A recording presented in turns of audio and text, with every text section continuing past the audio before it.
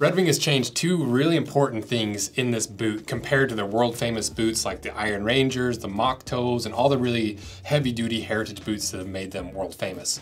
So we're gonna cut these boots in half, run through our test to really see, has Red Wing cheapened their products over time, or is there a reason behind doing this? And is this a sign of the death of Red Wing or a new horizon for Red Wing? And if you don't know who Red Wing is, they're an American boot company that is one of the only companies still making boots fully in the United States. They're a vertically integrated company where they own the tannery that makes their leather, they own the factory that makes their boots, and they have this ecosystem of making some of the highest quality heritage boots in the United States at a really affordable price.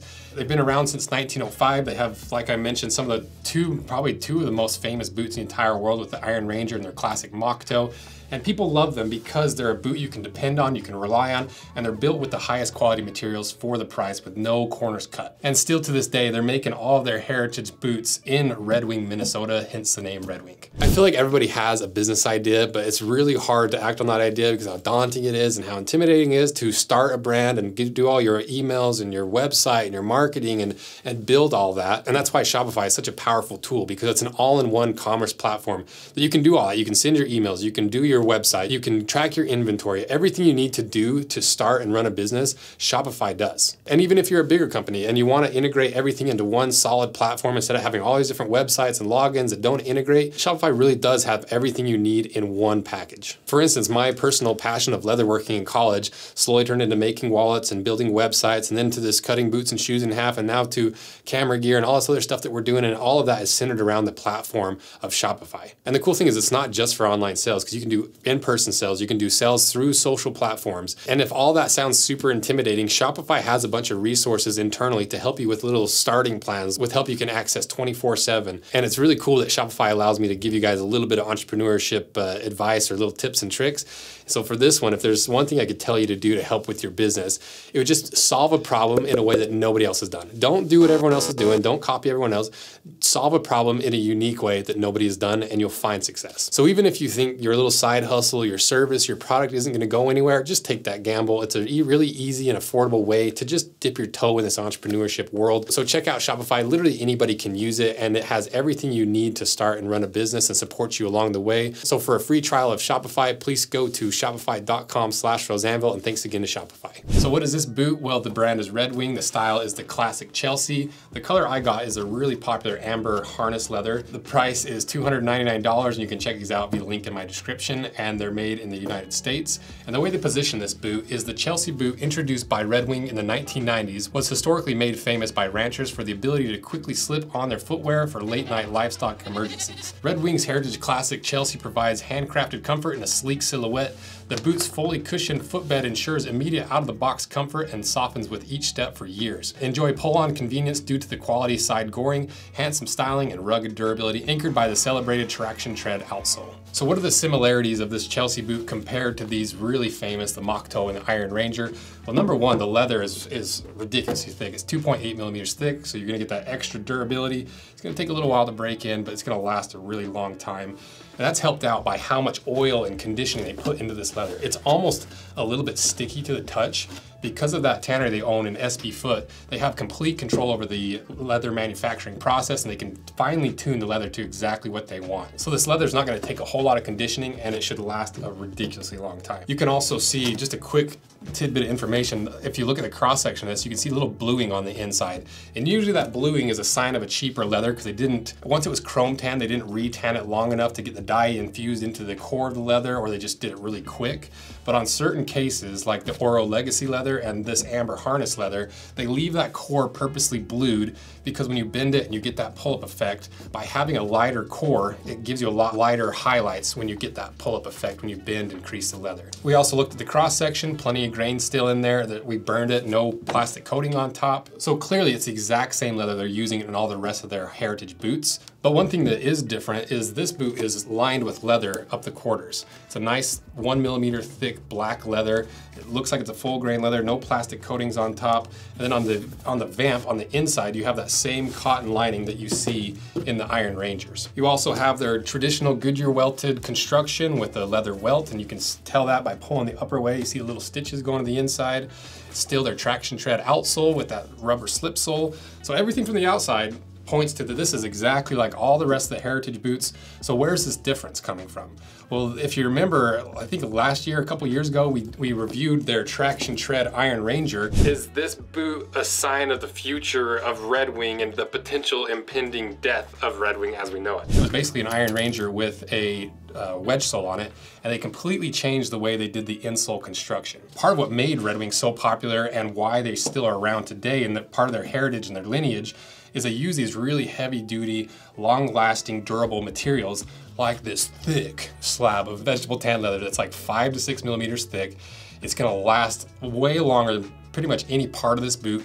And the beauty of it is, like I said at the beginning, it conforms to the shape of your foot. So these feel like a glove when you fully get them broken in. But the problem with that is it is a bear to break in. It takes like a month and it is not a comfortable break in. You know, it's not nearly as wild as the Pacific Northwest brands, but this compared to a sneaker, it's worlds different. But if you look at the inside of this boot on the insole, you can see it looks exactly like this insole of veg tan leather, but when you feel it, it squishes underneath your fingers. And so there's clearly a layer of foam underneath of there. So let's cut this thing in half, see how thick these layers are, what's on the inside, have they changed some of the materials around? Is this a sign of the death of Red Wing, slowly reducing their quality for higher margins and more comfort? Or is this a sign of something better to come from Red Wing?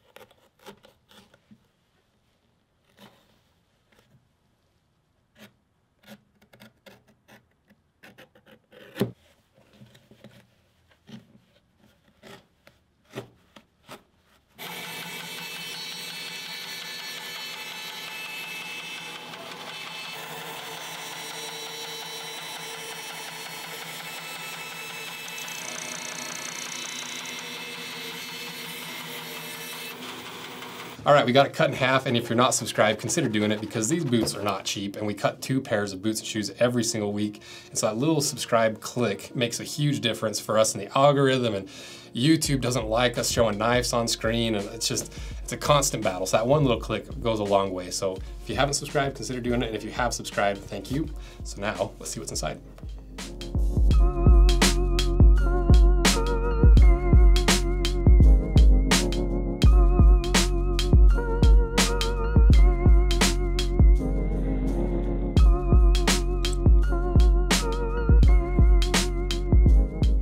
So what have they changed on the inside of this boot compared to their world famous heritage boots?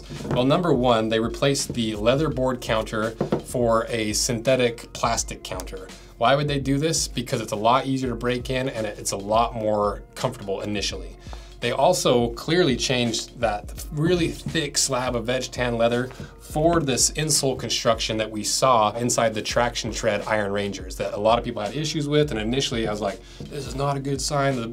The thumbnail's death of Red Wing, which we'll probably still do for this thumbnail, to be honest. And over time, my opinions have slightly changed on some of these materials. And I guess the best way to answer that is why would Red Wing do this? Well, like I said, the number one priority of these boots seems to be a faster break-in period and more initial comfort. And is this a sign of the death of Red Wing or a new horizon for Red Wing? Well, I think it's a little bit of both, if I'm being honest. I think that it's a partial death because all the hardcore Red Wing fans really love these hard materials and the traditional way of doing things. But at the same time, it's a new horizon for the Red Wing brand because they're able to bring in a lot more people who don't want to spend 30 days breaking in a pair of boots before they're comfortable.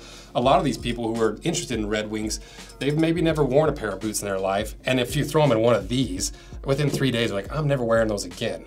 And so it is a smart move on Red Wing's end to have a little bit of an introductory boot for this whole heritage line. It's a little easier to break in and gets people into the boot world without turning them off immediately. So as much as the purist inside of me wishes this had this full grain leather insole, it takes forever to break in and build to that typical Red Wing standard, I get where Red Wing's coming from because sometimes you just want to slip on a really comfy pull-on boot like Blundstones or Redbacks. I am willing to bet I've worn my Blundstones more this year than all my Red Wings combined. So at the end of the day, is this boot worth it? Is it a waste of money to buy this boot?